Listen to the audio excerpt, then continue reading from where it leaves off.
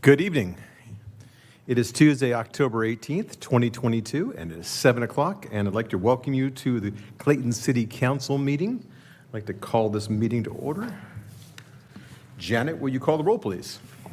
Councilmember Diaz? Yes. Councilmember Juan? Here. Councilmember Wolf? Here. Vice Mayor Tillman? Here. Mayor Cloven?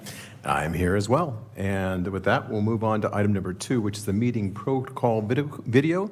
And Janet, you're on.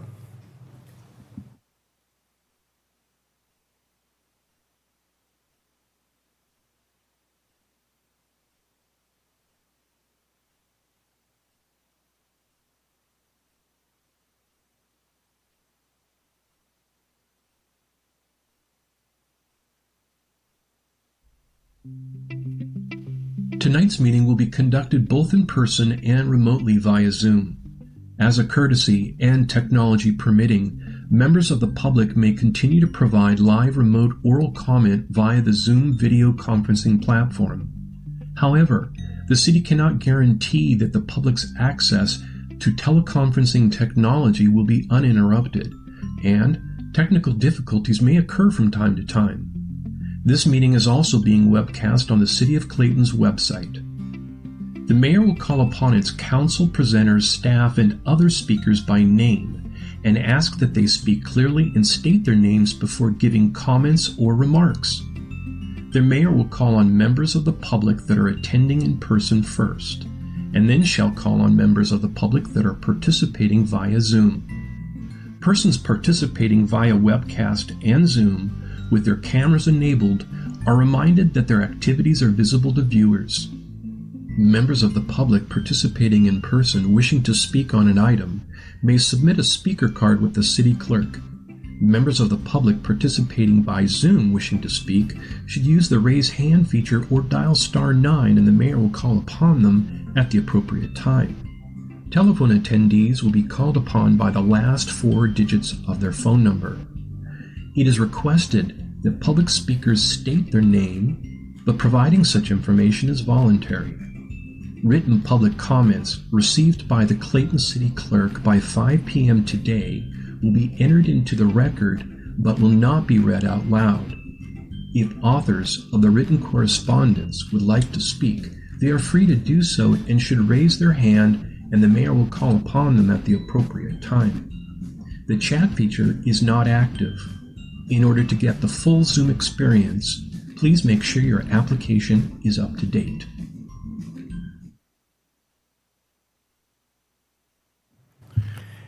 Thank you, Janet. With that closes item number 2, and we get to move to item number 3, which is the Pledge of Allegiance. Typically, I would lead that, but today we have the pleasure of having Boy Scout Troop 444, or Scout Troop 444, lead us in that. So everybody please stand. And when you come to the podium, please turn the mic on. That'd be awesome. Thank you.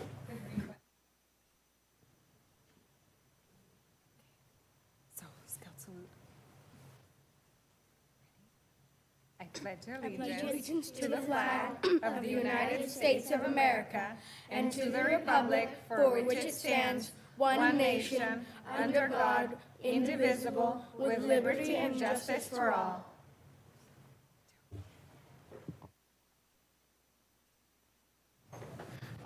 Thank you all. It's much appreciated. It's great having you here tonight. And with that, we'll close item number 3, and we'll move on to item number 4, which is the consent calendar. Are there any items on the consent calendar which the council would like to uphold? No, move approval. Thank you very much. And before we get to there, we will open it up to public comment on the consent calendar. If there are any in the audience that would like to have comment on this specific item, which is the items 4A, B, and C, please raise your hand. Janet, do we have any in our Zoom audience that would like to raise their hand?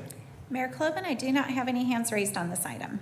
Excellent. Thank you. With that, item number 4, public comment is closed, and we'll bring it back to the council for approval. We have a first by Vice Mayor Tillman. Did I hear Second. A second by Councilmember Wolf. And with that, Janet, will you call the roll, please? Councilmember Diaz? Yes. Councilmember Juan. Aye. Councilmember Wolf. Yes. Vice Mayor Tillman. Aye. Mayor Cloven. Aye. With that, it moves 5-0, and we will close item number 4 on the consent calendar and move it to item number 5, which is recognitions and presentations. And today, we will go to 5A, which is certificates of recognitions from the public schools with exemplifying the Do the Right Thing program. And the character trait is responsibility for the month of September. And with that, I'm going to turn this over to Member Wolf. Hey, thank you. Well, I can see we have Ms. Sanchez up there. So hello, and tell us who you have for responsibility this time. I actually have 2 teachers that are going to be presenting, and I see that Shanna Pilon is our first teacher, and our second teacher is Amy Grispo. So hopefully she is on it. Otherwise, I do have her taught her speech. And then Shanna's student would be under the Ayala family, and I don't see them on yet. Oh, there's a good echo. Sorry. I think somebody might have, maybe it's my mic. I'm trying to promote to panelists, but it does not seem to be going through for one of the students. And then Alina would be our second student, and that's for Miss Grispo. Okay, so there's Adriana's thing. There's going to be a lot of boys happening on this camera, hopefully soon.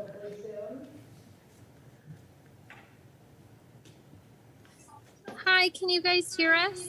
We can. We can. We're having a hard time hearing everybody, but we're here. Okay, so who should we start Miss with, Ms. Pilon, Sanchez? that's all you. Right. Welcome. I'm so glad you're here, Ayala family. So I had actually thought that I was giving this award tonight for the category of respect, but I can honestly say that Nicholas would earn respect or the category of responsibility as well. So I had prepared for him to earn the respect, so I'll talk about that a little bit. He's fantastic in class. He's not only very respectful to his teacher, myself, and our class. We have a K1 combo, and he is one of my kindergarten students. And not only to myself, but any place that we go, whether it is the garden with our garden teacher or into other classrooms in the school. I've had a report of him just being amazing, even from the playground. Respect and responsibility as well, but respect not only for the adults on campus, but for his peers as well. He is a wonderful example to his peers. He respects people, he respects the supplies and the things around him. So I've seen him organizing his table with all of his companions and doing such a great job cleaning up on the playground as well. So I can say that he would earn the trait of respect or responsibility. So thank you, Nicholas. Thank you. Say thank you. Thank you. Wow, Nicholas, a 2-time winner in 1 month. That's amazing. Congratulations. Who's that with you? I don't think he can hear me. Well, congratulations, Nicholas. We thank you very much, and we have your certificates here. We're going to get those to you. Thank you very much.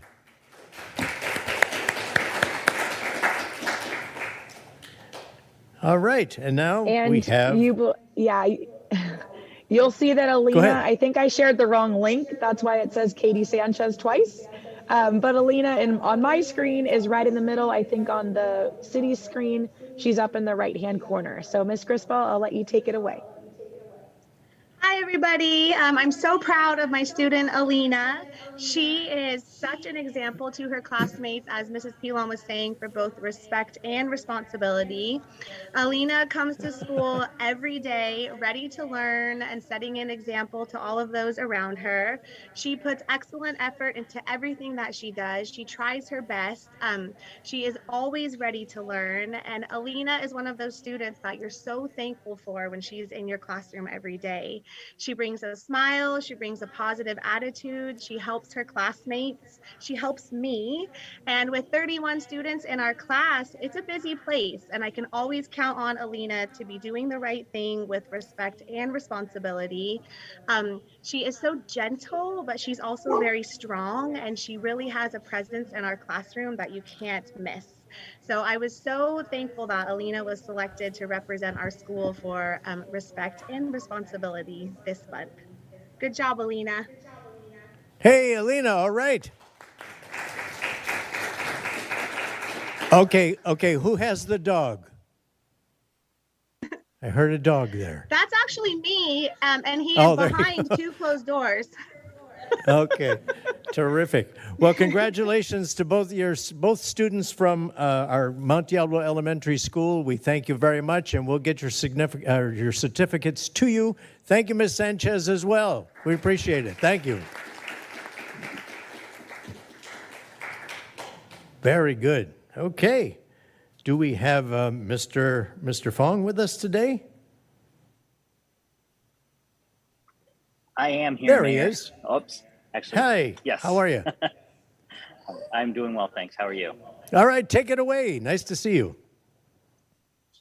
It's nice to see you too. I'm doing double duty tonight, so I'm at a concert performance here, but I'm outside. I'm going to give the presentation. So tonight, Okay, you have we to sing now. Bruno's. You have to sing this. There you go. So I have Bruno Salerno and Emma Del Bianco. So let's see if they're on here. Oh, there's Emma. And there's Bruno. Oh, they look great. Okay. So I'm going to start with Emma first. So Emma is an excellent student, very responsible. Her teachers nominated her unanimously. She does everything asked of her. She does it without questioning. She's an incredible student. It probably doesn't surprise you to hear that she has all A's and nothing less. So she's very helpful in class. She helps her peers. She helps her teachers. And she takes accountability for her own actions. I don't think she's ever been tardy in a day in her entire life. So, yes. So she's just always very responsible. And so she is one of our representatives for DVMS for responsibility. All right, congratulations, Emma. So, Emma, what is it you want to do when you get older? What do you want to be? Probably something to do with animals, probably, but yeah. So you want to be responsible for animals? Yeah. Terrific, very good. Well, good luck with that, and congratulations on your award for today.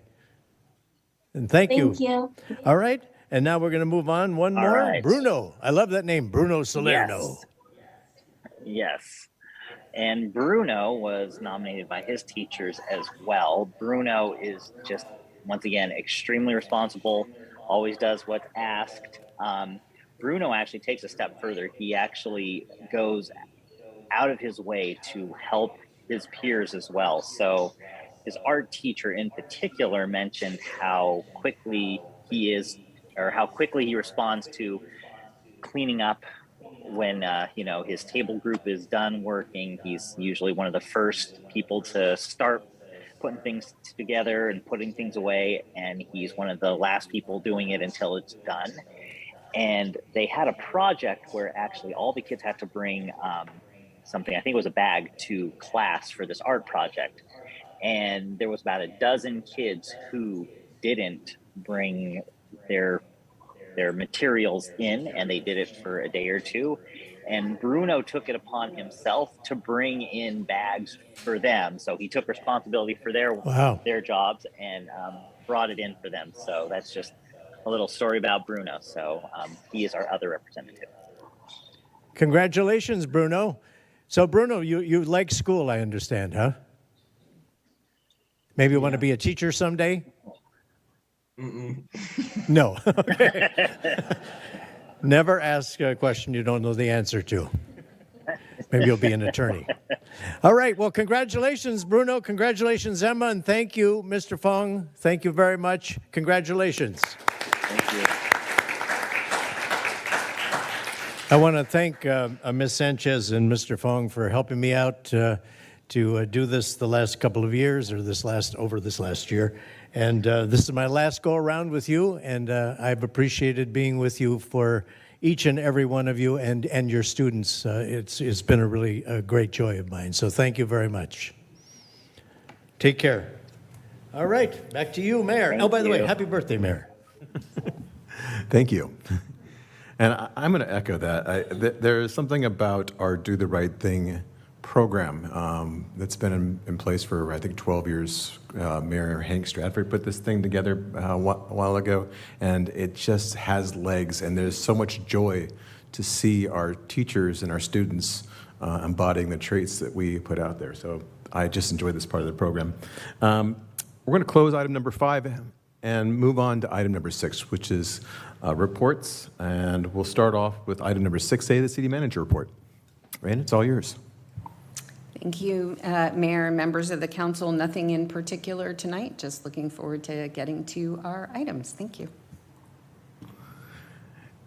Thank you, Raina. Appreciate that. Item number 6A is closed. We'll get on to city council reports. And again, this is about things you've done on behalf of the city you want to bring back to our citizens. And we'll start off with council member 1. Primarily the last, I guess it's been 2 weeks since our last meeting. Primarily a lot of campaigning and emails and phone calls. We talked quite a bit about the committee that we're going to be discussing later. So had a lot of interest in that and look forward to talking about it. Thank you, Councilmember 1. Councilmember Diaz. Thank you. A couple of things that took place over the past week or two between now and our last city council meeting was attending the candidates forum that was put on by the League of Women Voters and the American Association of University Women. 2 fine groups that do a great job during the election season and helping educate the electorate on issues, including propositions and the candidates. On Saturday the 15th, I participated in the 3rd annual Teddy McDivitt bocce tournament. Teddy was a very involved person, and he was a coach.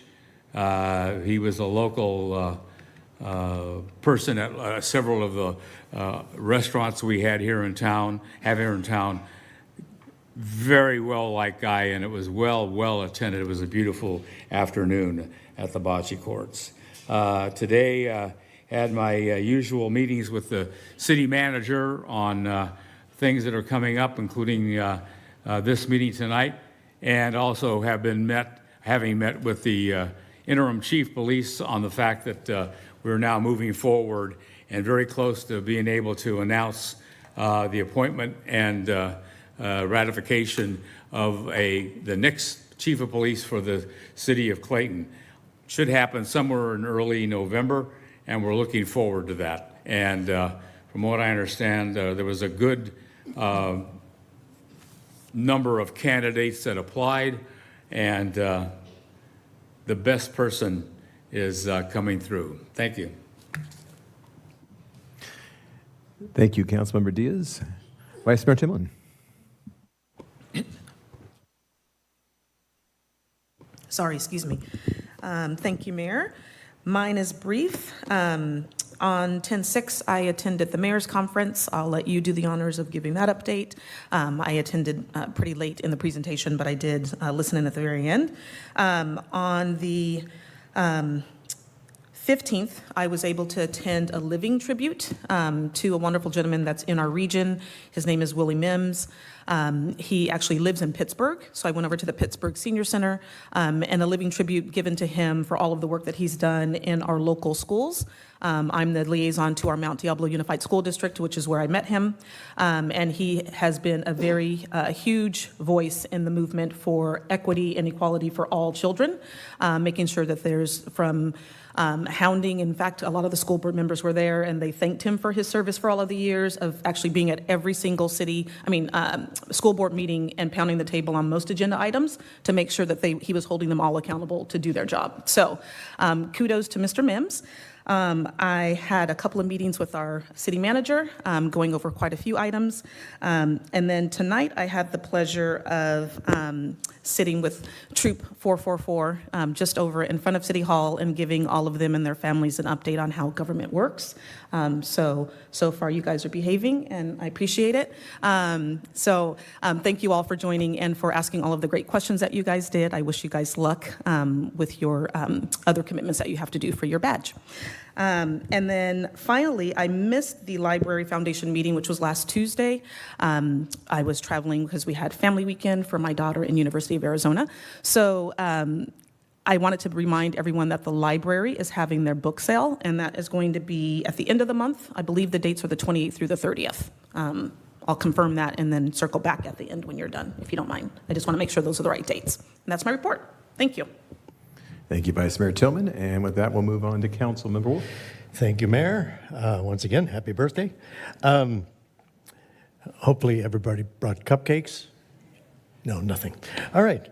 I had met with you. I met with our city manager, attended the CBCA board meeting, also spent the entire day today getting permits together for the upcoming Hay Day celebration, which is coming up on the 30th, and it will take place at the Clayton Community Church office downtown. And that's from 2 to 4 on the 30th. And we could use candy donations from anybody that would like to donate candy for the kids, because we want people to come in costume and go to the trunk or treat there. There's also going to be some food trucks and games and a lot of fun on that day from 2 to 4 downtown. And let's see, what else? I spoke with a lot of citizens this week. Also had several emails and voicemails. And then I was the sponsor of the Zoom video for the League of Women Voters Candidates Forum, so that our citizens would have the opportunity to see that. And if you haven't yet seen the video of that presentation, it's very well worth watching. It's on CCTV on the City channel. There are different channels for AT&T and Comcast and Wave. And then you can also find it on the League of Women Voters YouTube channel. So even if you don't have cable, you're able to see that. And that's a very important thing. And I think that's my report, Mayor. Thank you. Thank you very much, Councilmember Wolf. It's a great way to spend my birthday with you all. A couple things I was involved with on June 6th was the Mayor's Conference. There was a great presentation about recycling and what's happened recently. And for those of you who don't know, in 2017, China basically banned import of United States recycled materials. And that's where we were getting quite a bit of it was basically our recyclables were a commodity. So we've had to figure out nationally how to deal with recycled materials.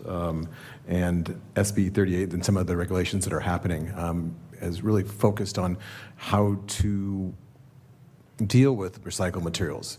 And bottom line is we're going to do so, but our cost for doing so is going up. And that was what the presentation was put on by 3 different entities, including Republic Services. And it was just good information. We're going to see the cost for recycling escalate in the future, and they're trying to keep those costs down and really separate it and make it worthwhile. I was at a TransPac presentation on June 13th. That was pretty interesting. They were talking, or not June, yeah, October 13th, sorry. It was on Thursday, October 3rd, and it was a presentation that was about future transportation on how to get to BART and some alternatives to do so. Part of the challenge is just getting to BART is difficult. And they're talking about different modes of transportation to make that more cost effective to do so in the future. And that was interesting. I just want to say personally, I really enjoy CBCA and what they do for our bocce teams. I finished the last league night for my bocce team this past Friday. There's something about community and just being in community and playing with other teams and just being with each other that is really special that CBCA does.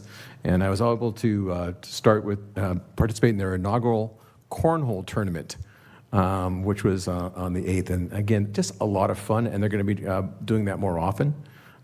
Just, again, being among citizens and community, that's great. With that, that's the end of my report, and bring it back to Ms. Vice Mayor Tillman. Thank you. Just really quickly.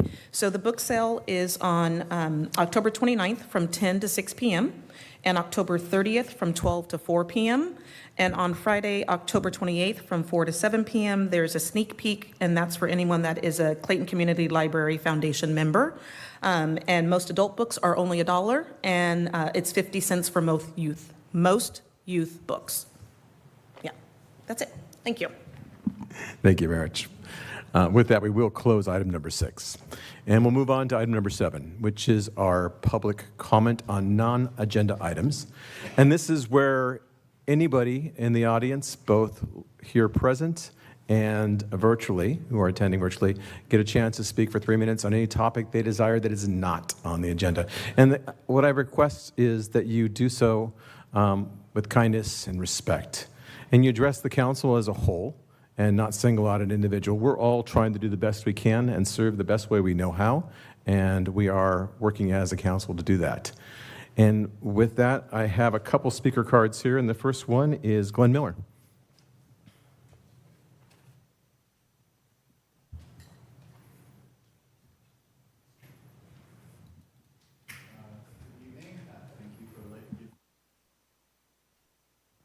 Sorry. Good evening. Thank you for giving me the opportunity to speak.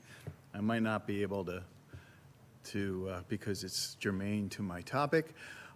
Unfortunately, this is, I believe, the 5th time that I've come down to talk about this subject. Not to this council, but to several members of the staff and this council.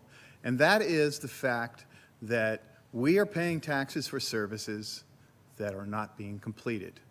Although, thanks to Mr. Wan and his strive for transparency, I've been able to look at the audit and find that charges are against these specific categories. And I speak directly about the Jihad Assessment District, which, according to the last 2+ years, you've actually been performing services or at least expending the funds.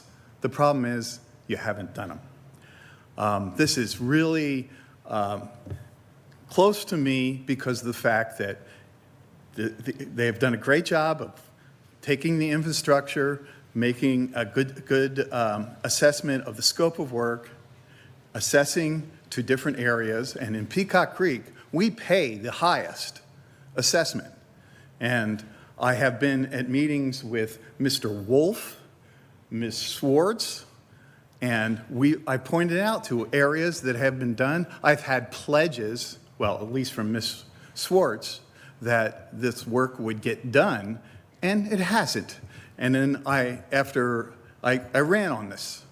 And after the election was over, I met with the mayor, and he said, oh, yeah, I know about the scope of services. I know about getting things done, and I will keep an eye on it. Well, guess what? It's been 2 years, 2+ years. And to add insult to injury, you, last spring, increased our rates by 8%. You increased our rates by 8%. You obviously, according to the accounting, have done the services, but you haven't.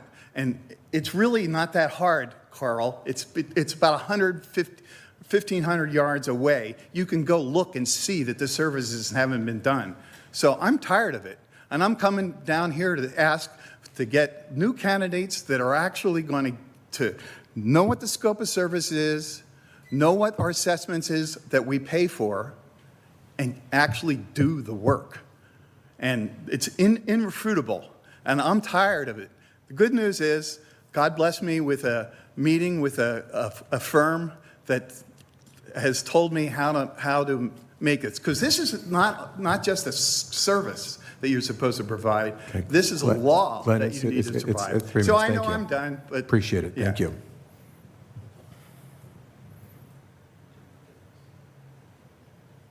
Thank you for your comments, Glenn. And Kim, you're up next.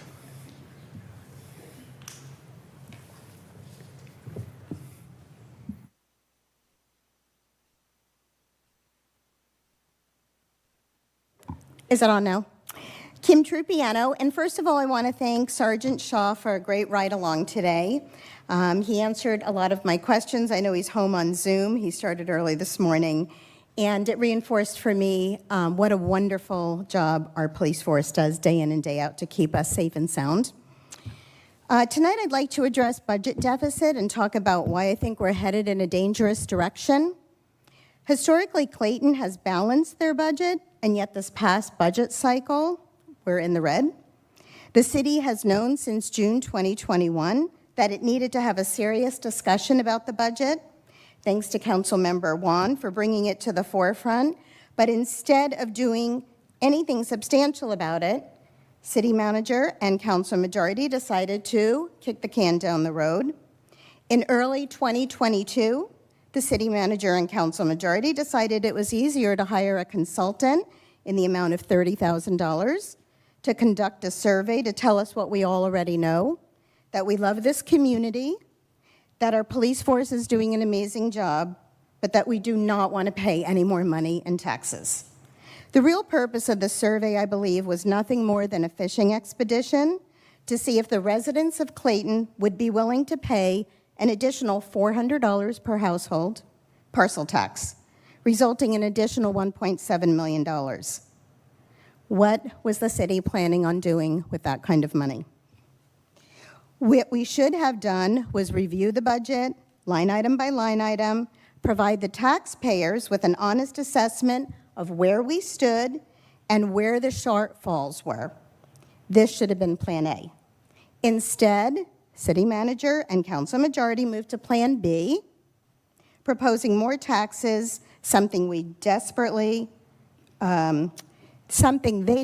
wanted to get on this November ballot. The city's top priority must always be to balance the city checkbook, just like we have to balance our own checkbook at home. We cannot rely on federal funds, and we definitely cannot consider taxing the residents of this community until we put our own house in order, especially at a time when inflation is soaring and the overall cost of living is at a 40-year high. Clayton needs and deserves people on the council who understand finance and have experience with budgets and know how to honestly communicate with the citizens of this community. I've managed multi-million-dollar budgets. Councilmember Juan has managed multi-billion-dollar budgets, and that's the kind of city council experience we need.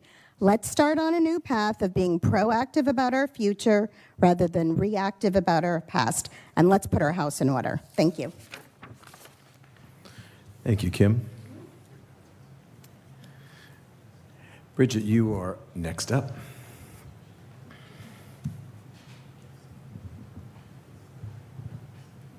Still on. Hello, I am Bridget Billiter, and I am also running for Clayton City Council. I hope everybody does get an opportunity to watch the Candidates Forum. If you didn't get to watch it last Monday, it's on YouTube, and I think it's very informative. It was educational, informative for the candidates as well as the public. I do want to commend the council because I do think you are looking at the expenses in the budget. You have an organizational audit going on to look at line by line what, if anything, we can cut. And you decided not to put a tax measure on the ballot this year because you needed that information and you want to look at it. I want to look at it too. There was a question that was not asked to the candidates at the forum, specifically, will you support a ballot measure on tax to raise taxes in 2024? A lot of people in the community want to know that answer. My answer is that I don't know. We do need to go and look if we can make cuts. We do need to look at the organizational assessment and see how much, if any, revenue we need to generate. And I can't promise you in a year or 2 years whether I will vote yes or no on a ballot measure until I have that information. It would be irresponsible of me to tell you now that I will vote a certain way until I have that information in front of me. But I will say, to the question as far as informing the public about our need for revenue, we also need to make sure the public understands the council does not raise your taxes. You cannot raise the taxes. If I'm on the council, I cannot raise the taxes. The only thing I can vote yes or no on is to put a ballot measure on the ballot to decide, let the community decide. Let the community look at the audits, the community look at our budgets, and decide whether they think we need an additional revenue to keep our services in the way we like them. And I trust the community to do that. I've heard over and over and over in this campaign about more community input. People want City Hall to listen to them. They want the council to listen to them. The ultimate way of having your voice heard is getting to vote, and vote on whether you want your taxes raised. I live in Clayton too. I'm not a fan of paying more, but I can't say whether I can't say now that I'm going to take that vote away from the residents. I trust the residents to know. I trust the residents to understand, and I would never, if I have on my door hanger or I have on my website no new taxes, I'm promising to take that vote away from the residents, and I want more community input, not less. So I hope that you'll vote for me on November 8th, and I hope to join the City Council and lead us into the future. Thank you. Thank you, Bridget. Yes. Yeah, please, go ahead, Jeff. Jeff, you go ahead next. Are there any other in the audience who'd like to speak right now? I do not see any of the speaker cards. Jeff, you are welcome to come up.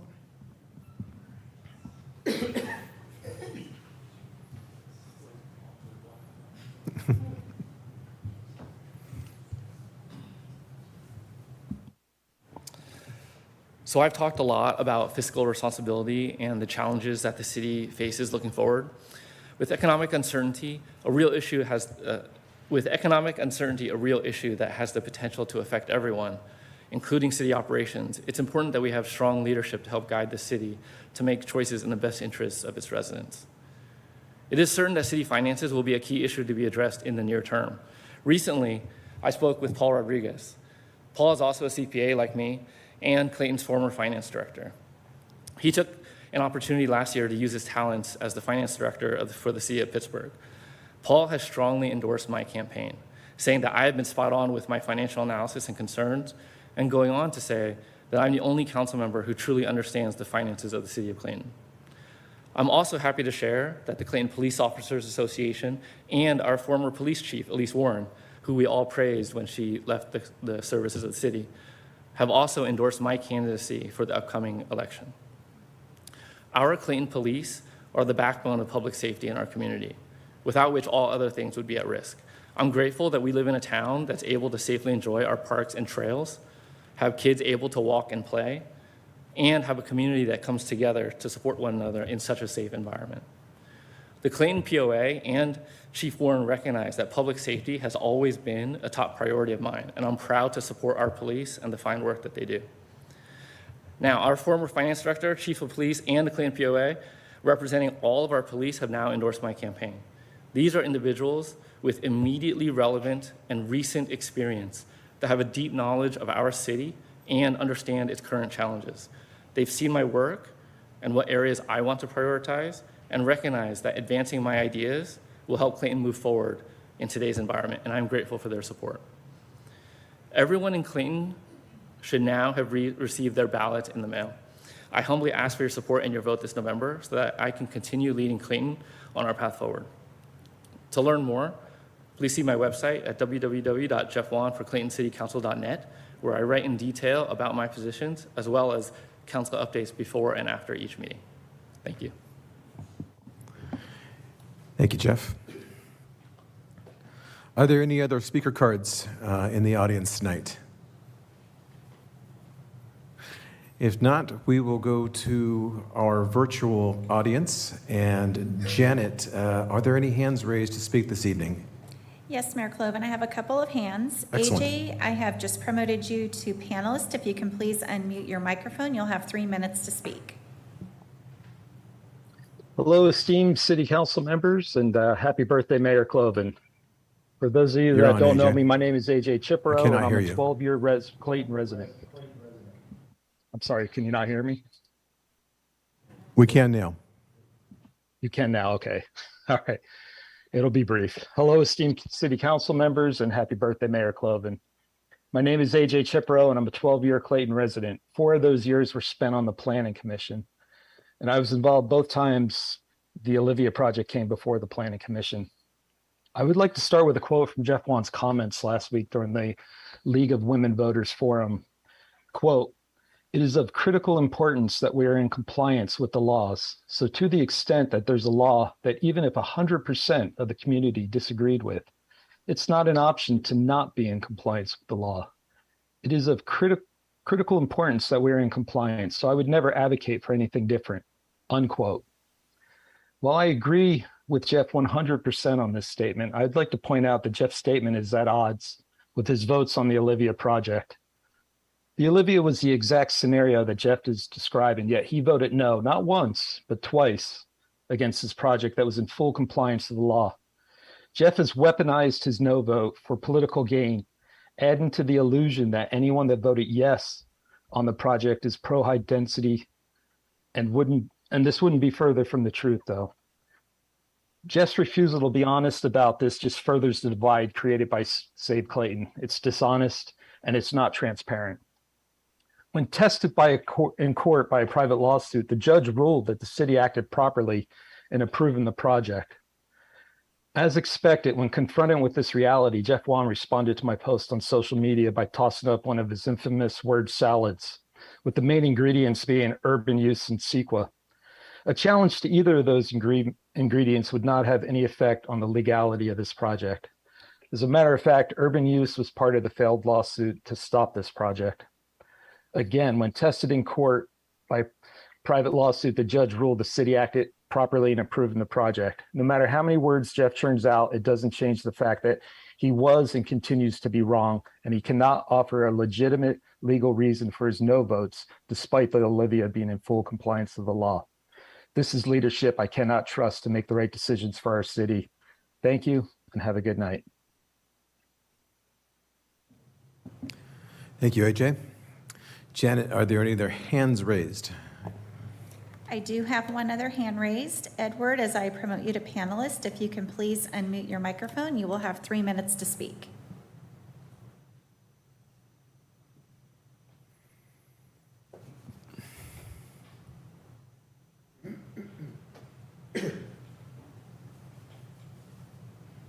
Thank you. Hi, I'm Ed Miller, running for Clayton City Council.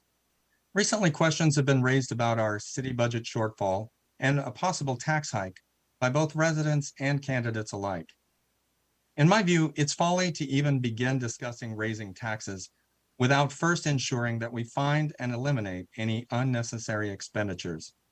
Our city budget experienced a relatively small 2% overrun this year, and I am confident that we can work together to find ways to make the necessary adjustments to avoid a tax hike. In fact, a citizen-led budget advisory committee is being formed to ensure that the residents of Clayton will have a voice in how and where their money is spent. We should all rest easy on this point. And contrary to what some are saying, your current council has not spent a penny of Clayton's precious $5 million reserves. What they have done is invest some of the federal ARPA grant to give our city staff the resources they need to be more efficient and to reduce ongoing maintenance costs. I would work with the other members of the council to continue this same type of strategic fiscal planning with the remaining $1.5 million of ARPA funds. And also as a data engineer with expertise analyzing large volumes of transactional data, I can use my experience and tools to do for the city exactly what I do every day for the accountants at the company where I work, find hidden opportunities to cut costs. I look forward to working with the city's finance director, the budget advisory committee, and other council members to do just that. Clayton needs a lot of things, What it does not need is a set of council members promising to coordinate their votes. We need members who will vote and think independently, not as part of a bloc. And on that point, I am humbled and honored to have received the endorsement of many of Clayton's former mayors, representing a very diverse set of political viewpoints. This includes Clayton's first mayor, Bob Hoyer, as well as mayors Howard Geller, Pete Lawrence, Julie Pierce, Keith Hayden, C.W. Wolf, Dave Shuey, and Tuia Catalano. Together, these city leaders span the entire spectrum of political thinking, but what they do agree upon firmly is that my experience, objective decision-making, independence, and commitment to the entire city's best interests makes me their right choice for Clayton. But this election really comes down to who you trust to make decisions for Clayton that will benefit all of us. In the end, I ask that you put that trust in me. For more information on my campaign, please visit my website at trustedforclayton.com. Thank you very much. Thank you, Ed. Janet, are there any other hands in our virtual audience? Mayor Cloven, I do not have any other hands raised on this item. Excellent. And seeing no other speaker cards or hands raised in our audience here, I will close item number 7, public comments, and move on to the next item, number 8, which is public hearings, for which we have none. So we get to move on to item number 9, which is action items, and we'll start off with action number 9A, which is an adopt a resolution authorizing the execution of an energy services contract with Climatech regarding the comprehensive infrastructure renewal and general fund savings program. And I will turn that over to you, Raina. Point of order, Mayor, please. May we please turn down the air or something? It's freezing in here. Is there something we could do about that? You have to put that on the future. I mean, can Climatech take care of it? I don't know. Thank you, Janet. Okay, sorry, go ahead. It's cool. It's freezing. We're hanging meat here. Everybody's awake, right? Indeed. Right, okay. Thank you, Mayor and members of the council. I'm pleased to be here this evening to go over the recommendation regarding an agreement with Climatech. The recommendation before you this evening is to approve an energy services agreement and authorize the first phase of a project to have the company Climatech perform a comprehensive energy analysis and recommend a package of projects to address environmental and economic needs for the city. In terms of background, in 2020, the City of Concord completed a competitive procurement for an energy services company and selected Climatech. In December 2020, the City of Clayton intended to join with the City of Concord to execute an agreement with Climatech for an energy services contract similar to the one that is before you this evening. However, at that time, a question was raised about whether the structure of the agreement would result in a conflict of interest violation under Section 1090 of the Government Code if the company was selected to perform the audit and design the improvements and then was awarded the construction of those same improvements. Since that time, staff have continued to discuss this type of a project with Climatech and with BBK. In January of 2022, the FPPC issued an opinion letter that identified that the structure of the agreement that we are now proposing does not pose that conflict of interest that we were concerned about related to Section 1090 in terms of the structure of the agreement. Since Climatech had already been selected through a competitive process, the city has not pursued a new competitive process and is recommending moving forward with Climatech this evening. The proposed project consists of 2 phases. Phase 1 is an assessment of city energy and water systems to evaluate opportunities to pursue projects that will improve the efficiency of operations and result in long-term savings to the general fund, as well as the landscape maintenance district fund and street lighting funds, or any other funds that are affected by energy costs. There is no cost to the city for Phase 1. Phase 1 will identify projects to be considered in a second phase. Also, as part of the outcomes for Phase 1, Climatech will work to help identify potential funding sources for the project. Phase 2 will be brought back to the City Council for consideration and approval prior to any construction or other implementation. Ultimately, the projects associated with Phase 2 will have annual costs that are the same or less than the city's utility and/or water costs for those same functions. This will ultimately result in net ongoing savings to any of the funds affected by the projects. So why should the city proceed with this agreement? The city has unmet infrastructure needs in the area of building operations, irrigation, energy efficiency, as well as a desire to improve its environmental footprint. Secondly, the current energy and construction environment is tremendously uncertain due to market volatility, likely upcoming changes to utility regulation, which could dramatically reduce the cost effectiveness of alternative energy projects, as well as ongoing concerns about public safety power shutoffs or other related events. The project will look to address facility and operational resilience as part of the improvements to be considered.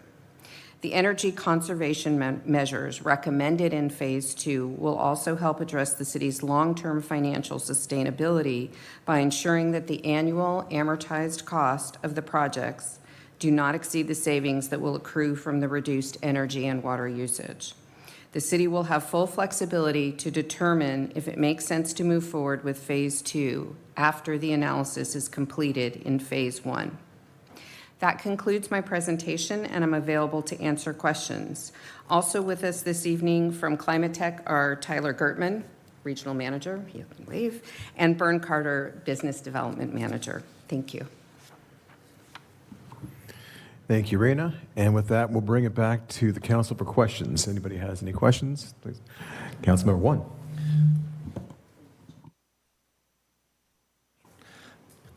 You mentioned that the outcomes of Phase 2 to be acceptable need to have a lower cost than what would have otherwise spent on the amortized basis. But then you also were describing how resilience type projects would also qualify. Resilience typically doesn't have a cost savings. Does that also need, does the resilience efforts have the same savings requirements as other cost saving efforts? So the proposal in front of the council is for a comprehensive approach. And typically what you find in energy conservation measures is some of them have relatively quick paybacks and some of them have very long paybacks. And so these types of projects are always a bundling of individual energy conservation measures. With that, the resilience components can be added into that as long as the comprehensive cost is less than the annual cost for the utilities.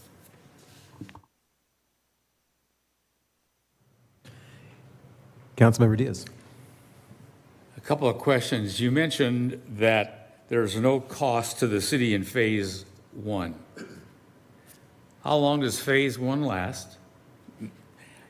What work is being done in Phase 1? Because I've never heard of a consulting firm not charging for their work. So my next and final question is, does that mean that the cost for Phase 1 is backloaded into the future? So I will try to answer them maybe in the order you asked them. The timeline for Phase 1 is approximately 14 weeks. Secondly, the work that will be done in the first phase is this comprehensive energy audit, which will look at our, as I said, building automation systems, other energy sources of, or other uses of energy, water, et cetera, and we'll look at all of those components to identify energy conservation measures that will be cost effective for the city when bundled together. And the third piece is it is entirely at Climate Tech's risk at this point to undertake the costs associated with Phase 1.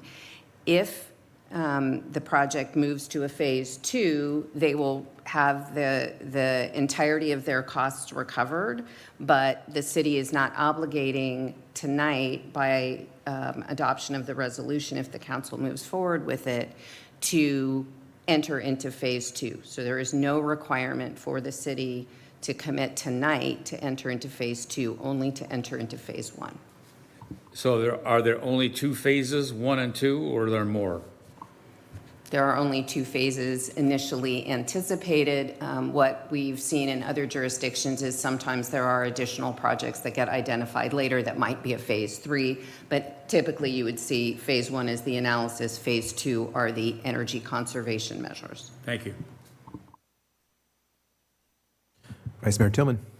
Thank you, Mayor.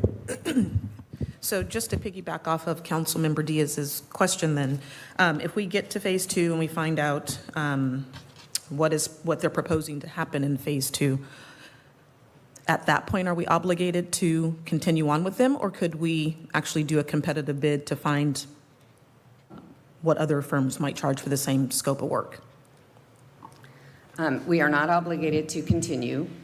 We could potentially go out to bid separately, but we would need to complete essentially from scratch bid documents and put it out to a complete process as well as manage that process. So with a design build type contract that we have contemplated in the recommendation, that work is essentially all managed by Climatech, and they're bearing much of the risk of that, as opposed to having city staff have to take on that entire process of what would typically be design bid build, which would be a more traditional process.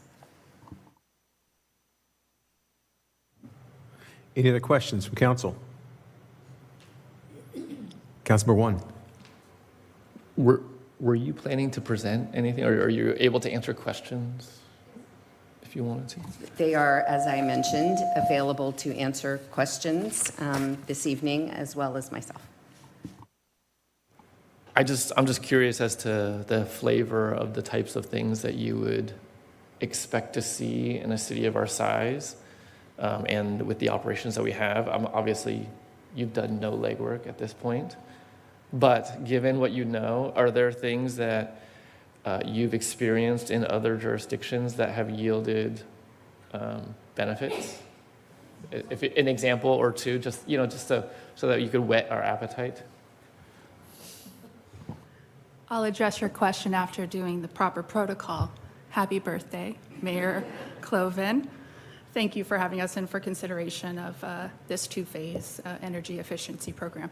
So typical scope or measures that would fall under this type of program approach would be solar, high efficiency HVAC, why am I losing? Microgrids, water conservation efforts. Sorry, thank you. Like irrigation controls. You guys have considerable parks, a lot of green space here. Also EV charging infrastructure, and also any funding opportunities that are available to the city to help move those types of projects forward through implementation.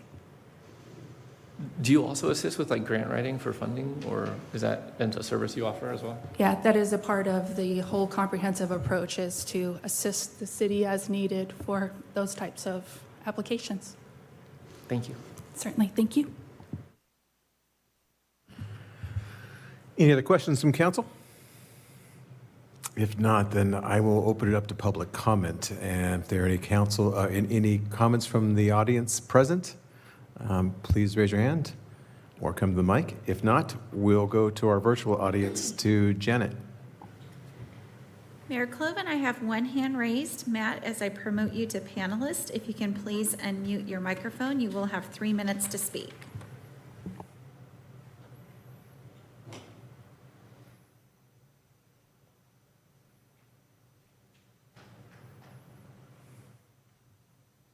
All right, it looks like it just connected me. Can everybody hear me?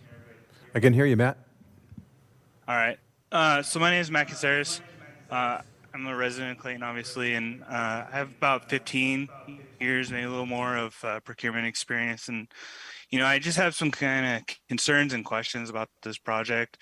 The first one really being, it's good to hear that this was done competitively in the past. 2 years ago or so. But, a lot has changed since then. And I'm just curious if, we have a way to identify that the prices are still reasonable. And then kind of follow on to that, it sounds like this was kind of in partnership with Concord, which I would imagine is probably a bigger scope of work. And, do we really have a way to kind of measure or validate just, the feedback from that, given that it was so far in the past? And then again, another part of this is just if we don't really have an accurate way to measure that, or cost and kind of scope has changed things significantly since then, I think it would be prudent for the city to consider finding maybe alternative companies that want to bid in this as well, and just giving everybody a fair shot to present a proposal. I understand that phase one is kind of structured as no cost, but it's really kind of starting to sound almost like a proposal in itself. And I think, it would serve the citizens with all the budget issues going on. Probably the most efficient way would be to at least explore and see if there's similar companies that would be afforded the opportunity to bid on this. And that's all I really had. Thank you, Matt. Appreciate that. Janet, any other hands raised in this item? Mayor Cloven, I do not have any other hands raised on this item. Excellent. With that, we will close public comment on item number 9A and bring it back to discussion. I personally wanted to say that, Holly and I were, Vice Mayor Tillman and I were dividing and conquering in Long Beach at the Cal Cities Conference. One of the sessions that I sat in, and unintentionally, was regarding climate action plan, which has been something that I've been talking about for a while. The one I sat in on was was hosted by Climate Tech, but it was spoken by two particular cities. One is our neighbor in San Leandro, our own former interim city manager, Fran Robustelli, is the city manager, and she did the presentation on behalf of the city of San Leandro on what Climate Tech has done and their climate action plan. And the second one is another city down Southern California, Ontario. And but I want to focus strictly on the facts that I remember regarding San Leandro. Climate Tech identified $23 million in infrastructure upgrades that were required in that city.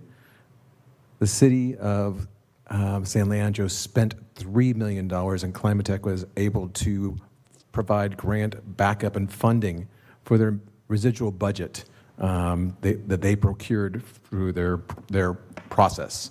So when you look at perspective on that, there's $26 million, and they only spent $3 million. I mean, that's a pretty dang good return on investment for the city of San Leandro. If we can even get something similar to that perspective and ratio, where we put in a portion of funds and they're able to find bundled grants for the other portion of things, I'd be interested in seeing what their research is. It's something we've been talking about when we talk about spending ARPA funds in the future. The whole point of that is to take the money that we have and be able to spend in a way that gets return on our investment, and so we don't spend more money in the future. And that's kind of an example where we can use some of those funds if it's appropriate, and the council will is to save money in the future by spending money now. And that's kind of my thought process, and I'm curious to see what they might be able to bring forth. Are there any other items for discussion from the council?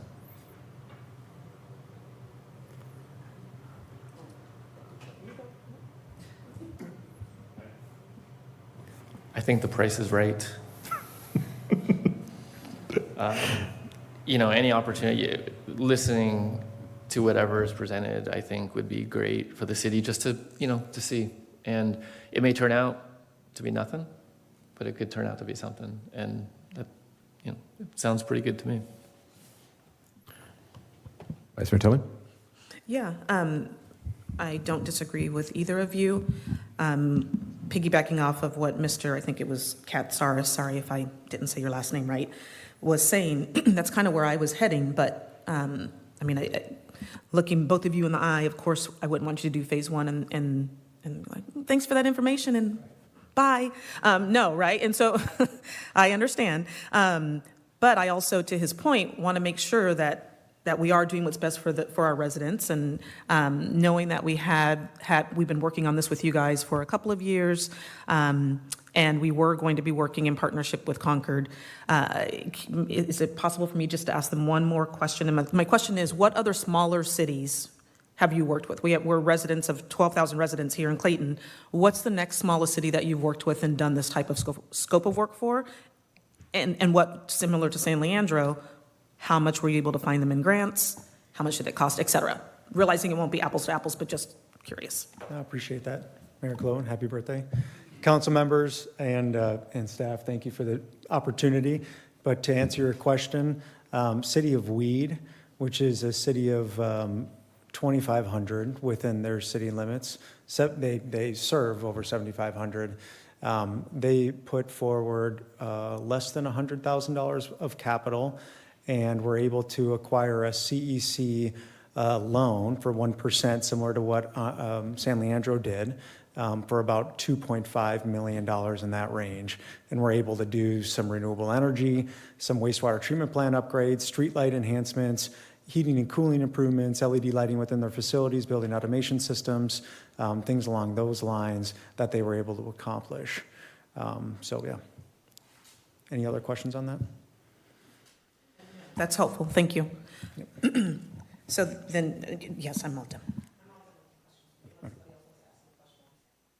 I would say to your earlier point though, Holly, we're a company that's been doing this for a long time and working with cities and partnering in terms of the design and build, and it becomes advantageous for cities when it comes to actually implementing those projects, especially in a market inflammatory type economy that we're in right now, because we do take that price risk in terms of the cost of the equipment, the labor, et cetera, on those pieces. But if there is any doubt or even want to take a look at a competitive process, we encourage both ways. And there's legislation to allow you to obviously utilize Concords and others to be able to work with a firm like ours. And obviously we have a track record that the team knows about and with other nearby cities. But again, if that's extremely important to you and the community, then we will support either way, and we're here for the city.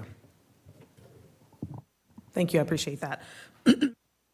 What I was going to say is I do agree with both of you gentlemen, but that is at the back of my head, just something that I'm thinking about. But I don't want to delay this process, especially since I've been a huge proponent of getting us up to speed in all of the technology infrastructure that we need to fix everywhere. So I don't want to delay this, and knowing that phase 1 is going to take 14 weeks as a timeline, that's something to consider. I mean, we're already now into the new year before anything comes back to us. And I do like knowing that we do have people in our region that have used them, other cities that have used them. So I'm going to stop talking for now and let somebody else talk, but thank you for answering my questions. Any other discussion from the council? Yes. The only other item that I was considering is that while the cost is borne and the risk is borne by the climate tech, it will require time in terms of staff time until staff time is limited.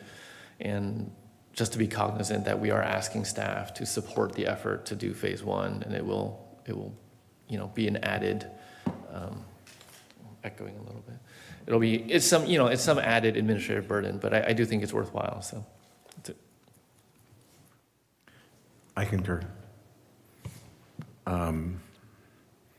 If there's not any other items for discussion, I would welcome a motion to award this service agreement to Climate Tech according to the resolution number. I would move it. I'll second. Got a first by Councilmember Juan, a second by Vice Mayor Tillman. Janet, will you call the roll, please? Councilmember Diaz? Councilmember Juan? Aye. Councilmember Wolf? Yes. Vice Mayor Tillman? Aye. Mayor Cloven? Aye.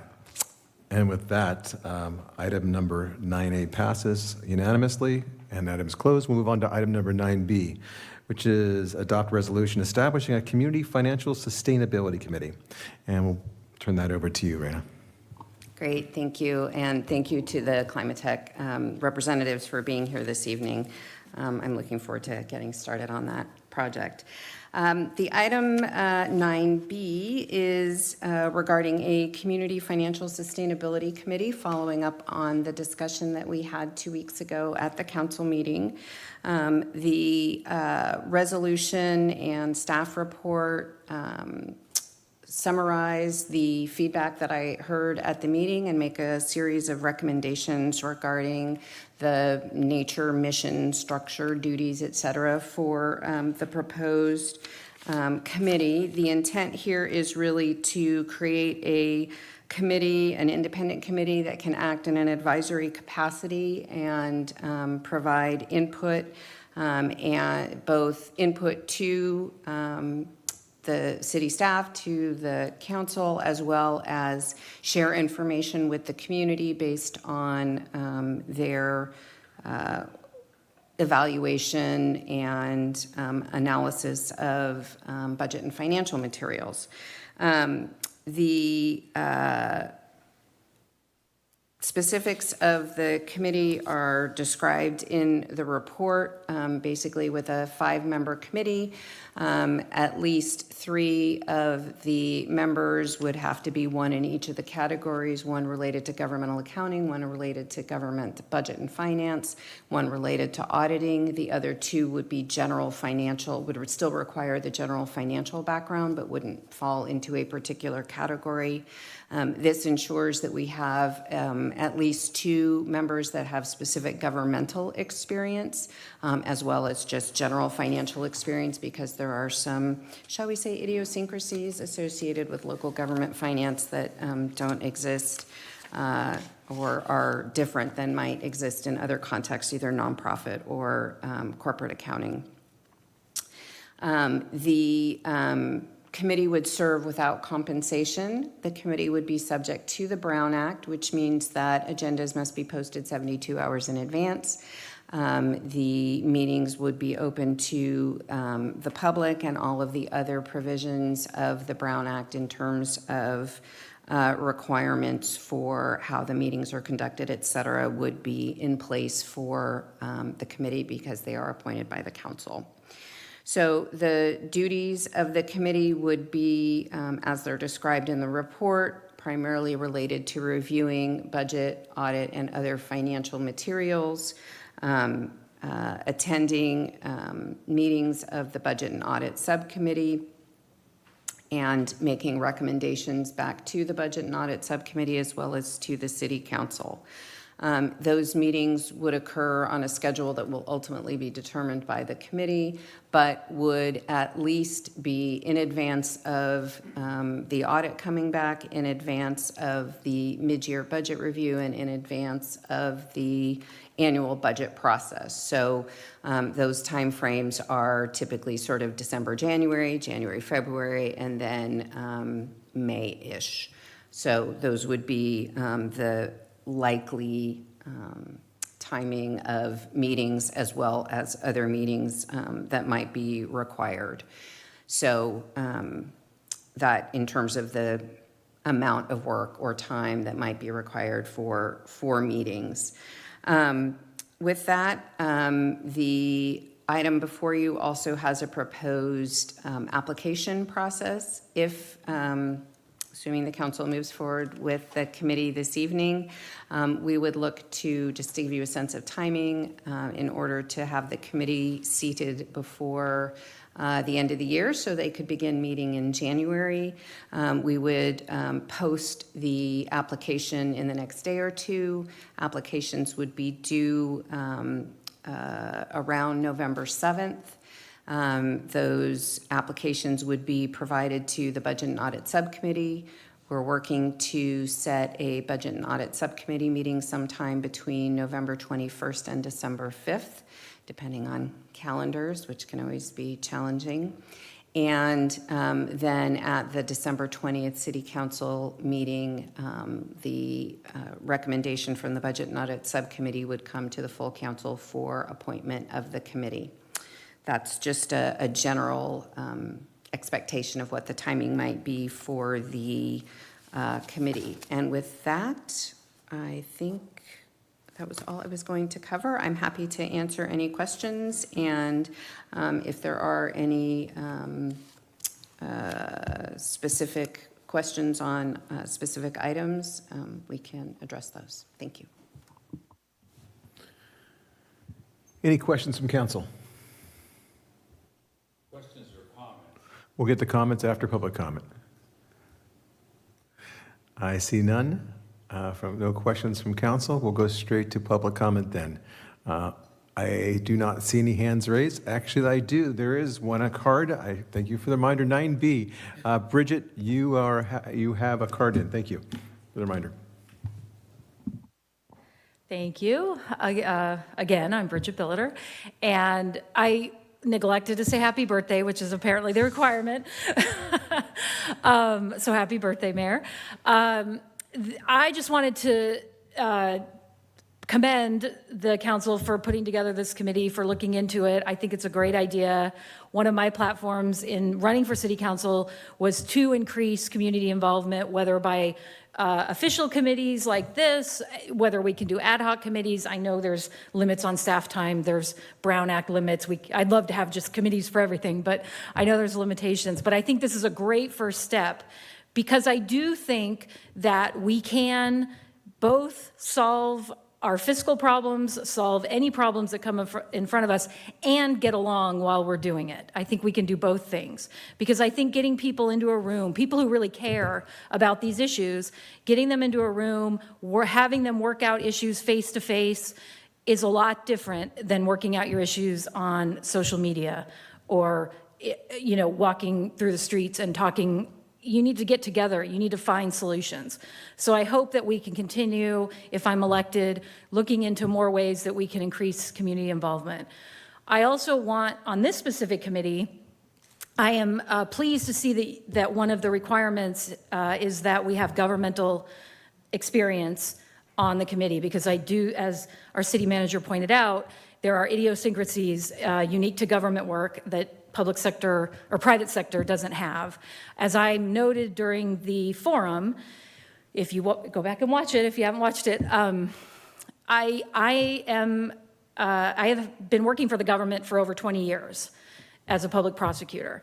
So I'm the only candidate that has that experience of in the government sector, dealing with those idiosyncrasies, trying to find solutions. And it's hard to turn the ship sometimes with bureaucracies, whether it's a small city, whether it's the state.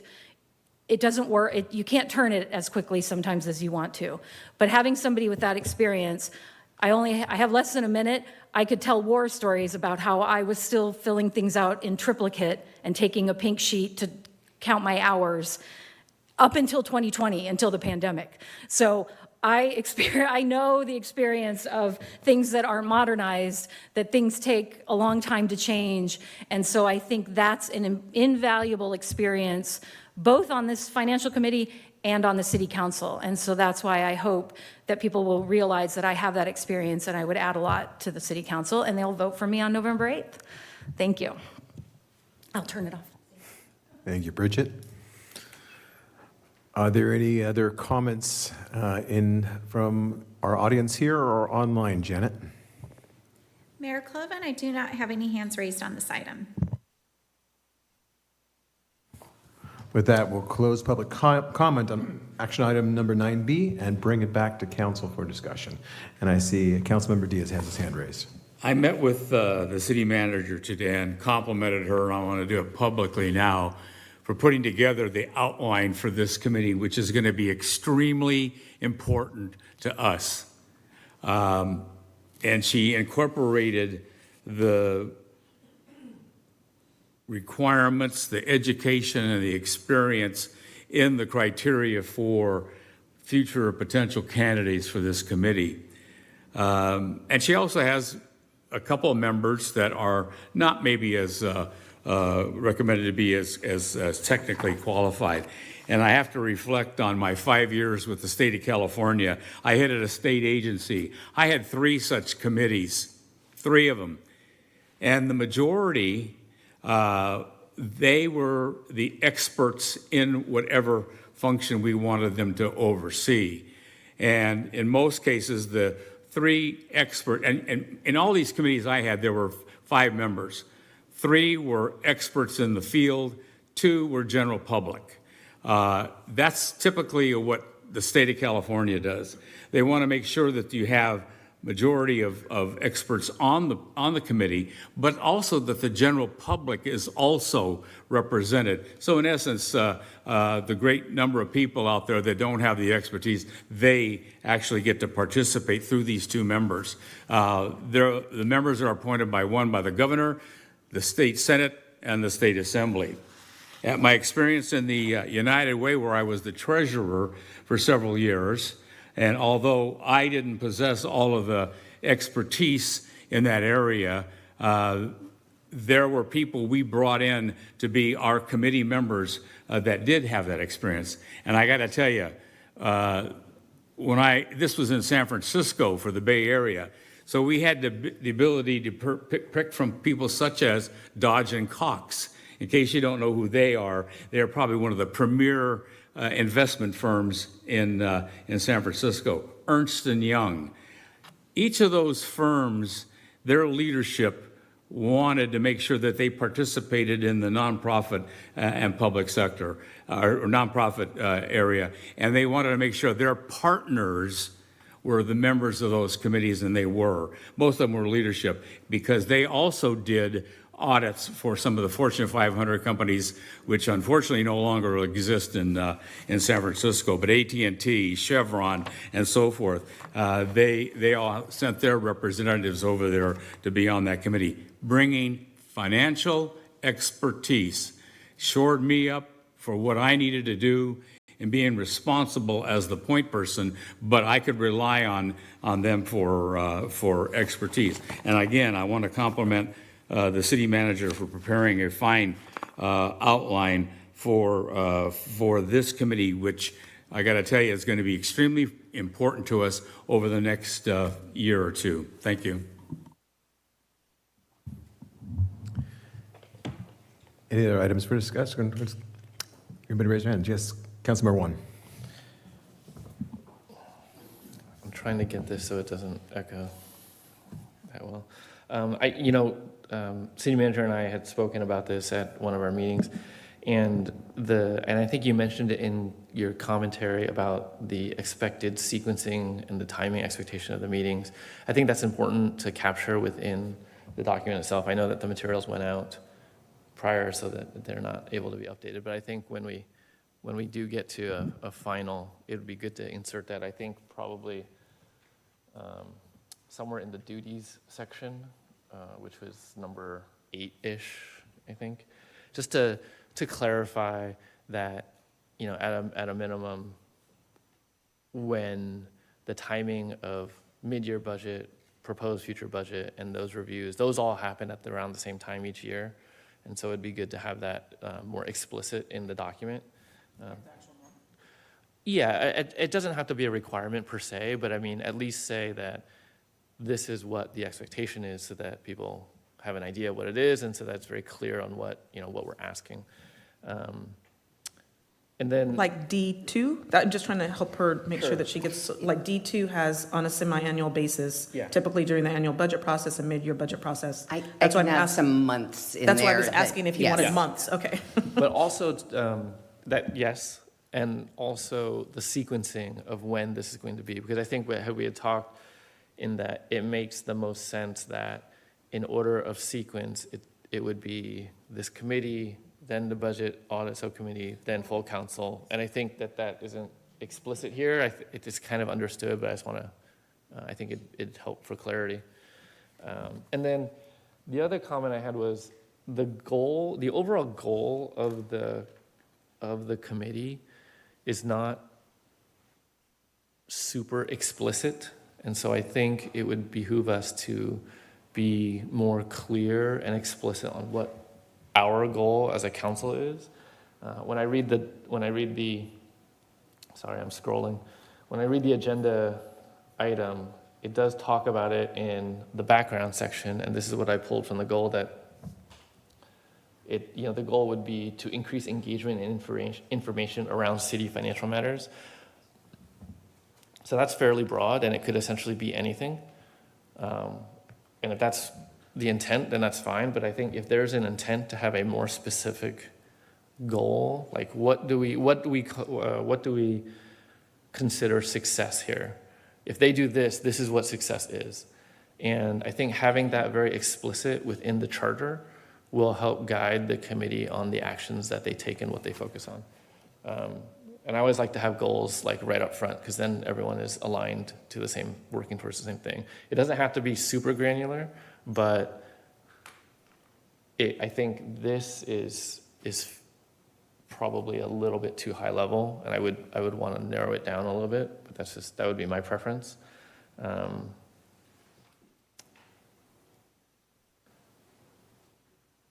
And then the only other thing I had was, we identified 40% of the committee to have government experience required. 2 out of 5 is 40. So does that, I just question whether or not that seems like the right number. I think it could be. I think 1 out of 5 could be right. 2 out of 5 could be right. I'm not really wedded to either one.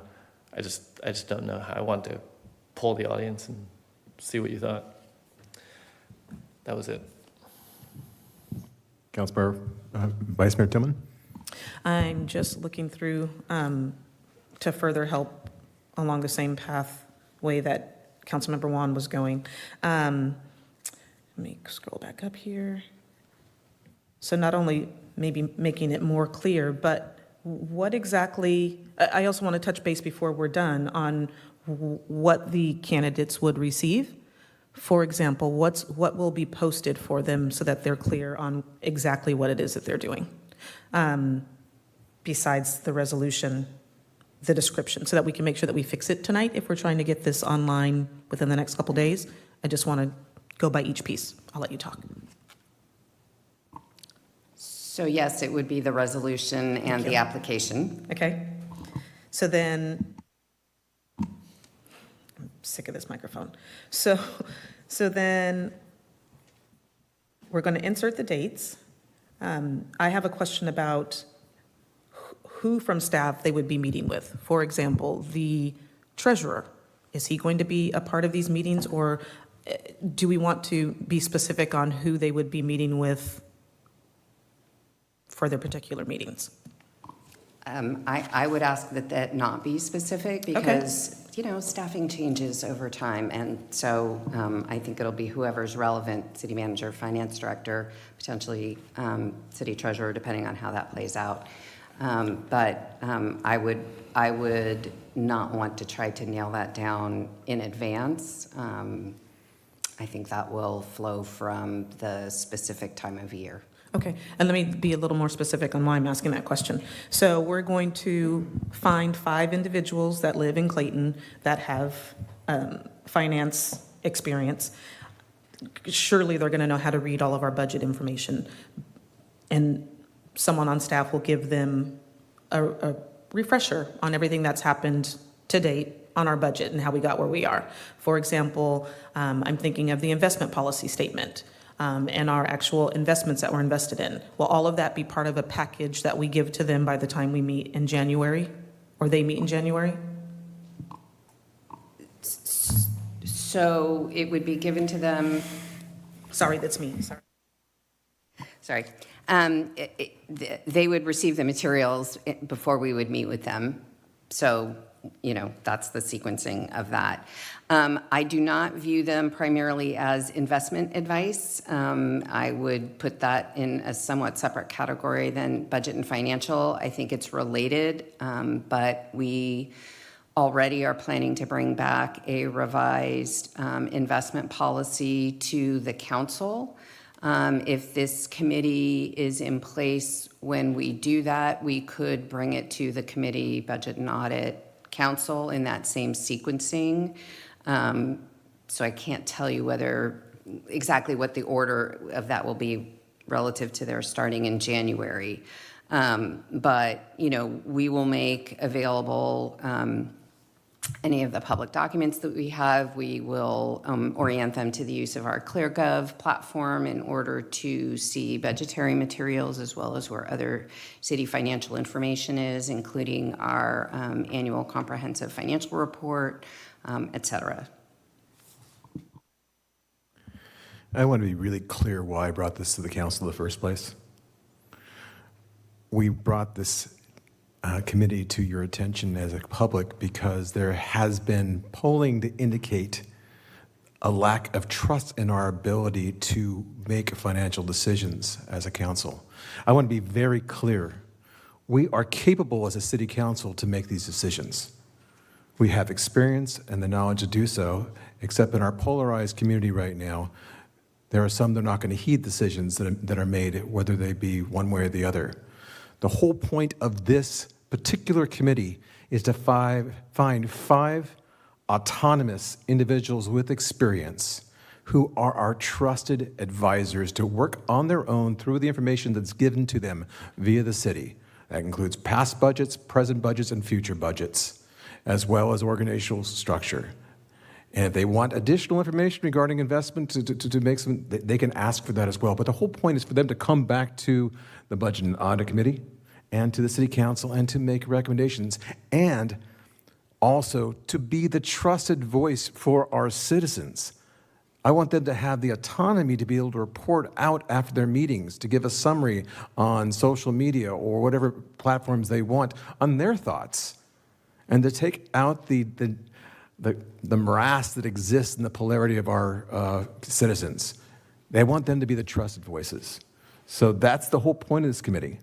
And quite frankly, it wouldn't hurt to have somebody like our treasurer, who is not only a CPA, a treasurer, but he's also a former elected, to be a part of that. He's got experience. I mean, why not?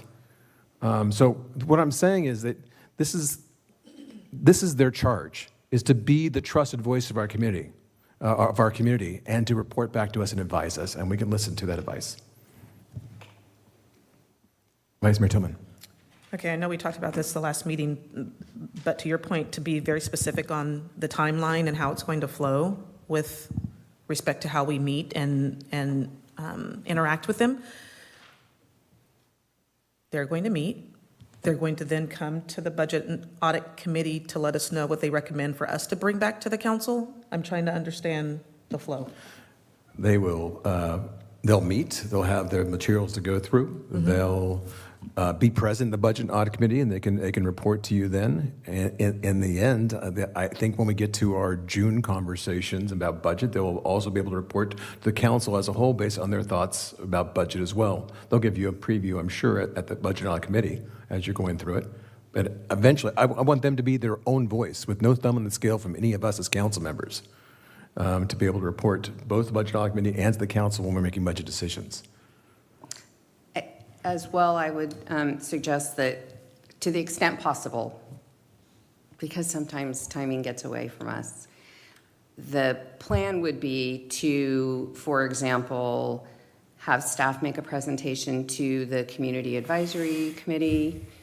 They can chew on it. Then at the Budget and Audit Committee, which would be the second in that sequence, staff would make a presentation. The Community Committee can make a presentation. Budget and Audit Committee will have that to chew on. And then that would roll forward to the City Council. So that would be ideal. I will say, that will depend a bit on making sure that we can get scheduling and sequencing all organized, but that would be the plan, would be to have it roll in that direction. Ultimately, I'm hoping this trusted, autonomous group of citizens will come back to us with line item decisions of potential cuts or an honest assessment. Guys, this is what our reality is with regard to potential measures in November 2024. And we as a council get to listen to them at that point, but I want them to be the voice to the community and to us that is trusted.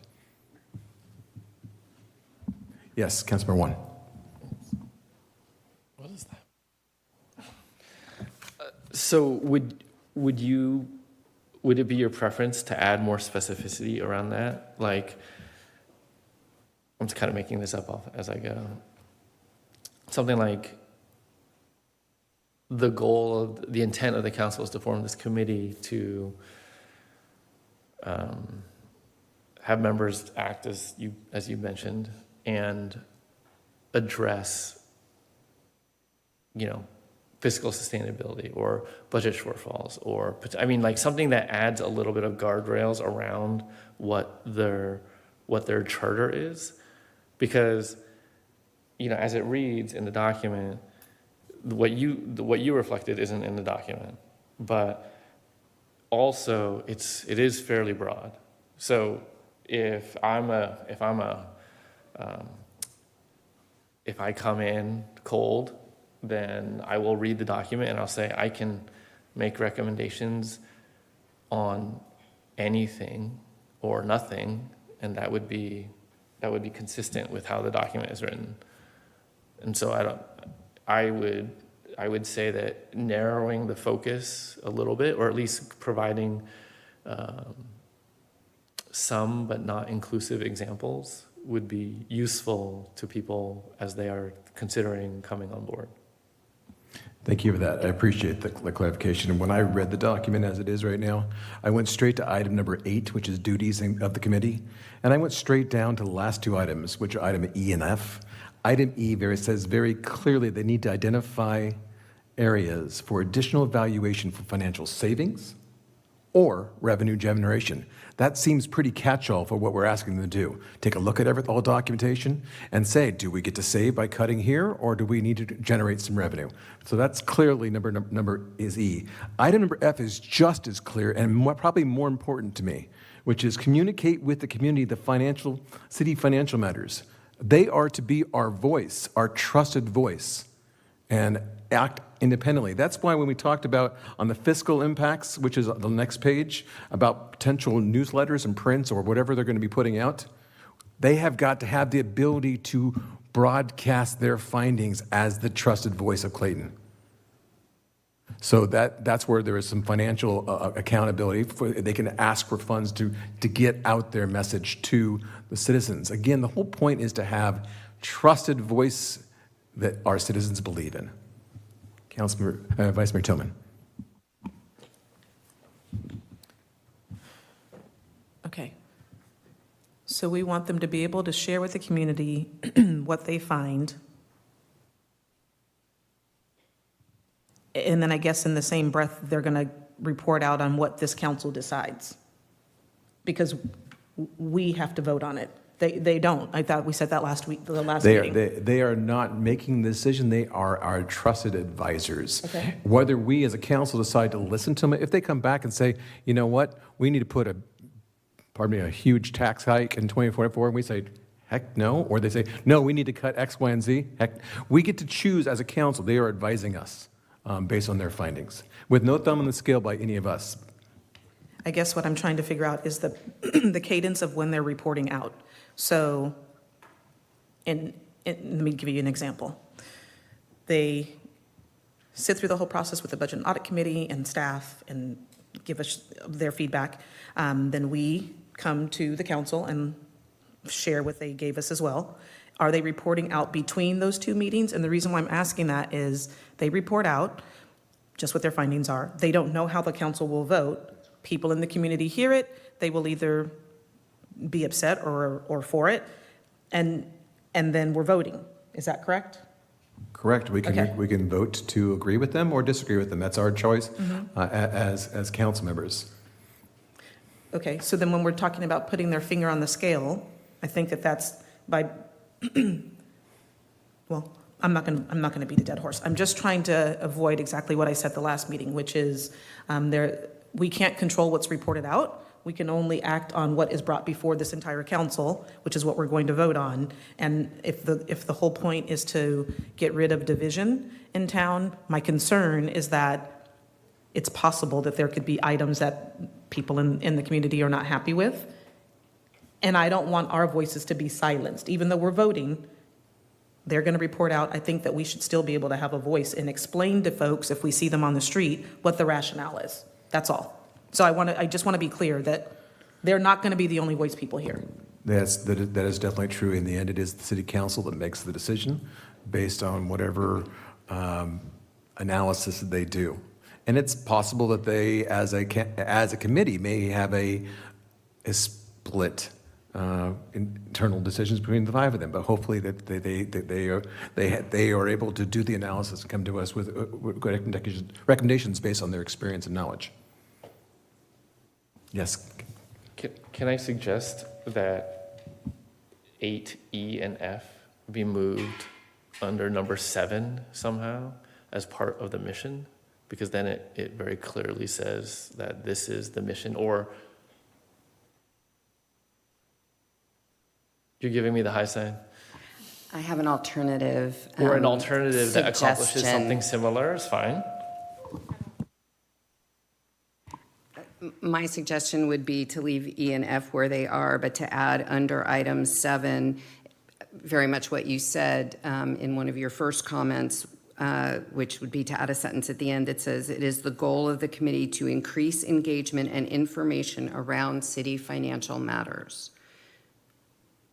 But E and F's make it sound so much better.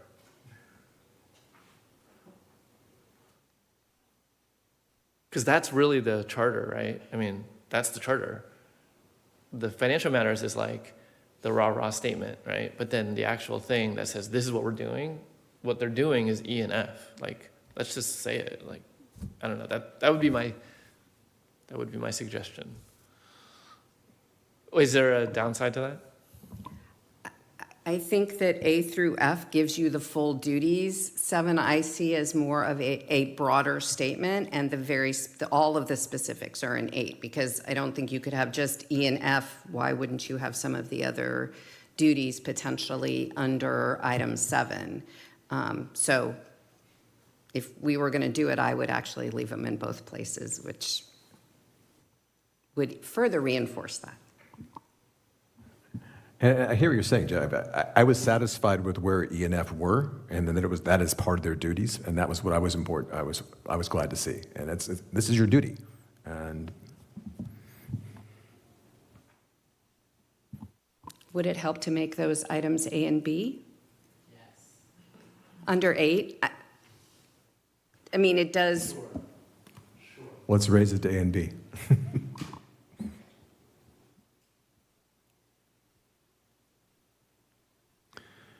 Any other discussion? I would just say that it is my intent to add the following dates, months into, what was D1, which will now be F1, because I already renumbered it on mine. Each year, to the extent that the city's external audit, January, identifies available, blah, blah, blah. 2, on a semi-annual basis during the annual budget process, May, June, mid-year and mid-year budget process, January, February, et cetera. So that gives you a sense of what those specific timing components are. Any other discussion from council? I think we've already gone through the public comment on this item, so. Just Vice one Mayor more. Tillman. Sorry. So for item F, I know that we had in there the costs of copying and all the things. I can't find it right now very quickly. So in F, which is now B, communicate with the community on city financial matters. Do we want to specify what those are? Nope, we're going to leave it broad? Okay. That'll be the community's purview Okay. to get out what they think they need to get out. Okay. And to request if there are additional resources that they would like dedicated to that effort, which would ultimately be at the city's discretion. If there is no more discussion on this item, I would entertain a motion to. I move approval of action item 9B. I'll second. As amended. I got a motion by Councilmember Diaz, a second by Councilmember Wolf. With that, One, pardon me, I did that again. W's. Janet, will you please call the roll? Councilmember Diaz? Yes. Councilmember Juan? Aye. Councilmember Wolf? Yes. Vice Mayor Tillman? Aye. Mayor Cloven? Aye, and with that, it passes unanimously, 5-0. And we'll close item number 9, action items, and move to item number 10, closed session, for which there is none. We'll move on to item number 11, which is council items for future agenda. So are there any items to be suggested for future agendas from the council? Seeing none, we will close item number 11 and move to item number 12, was adjournment, and this meeting is adjourned at 8:44. Thank you.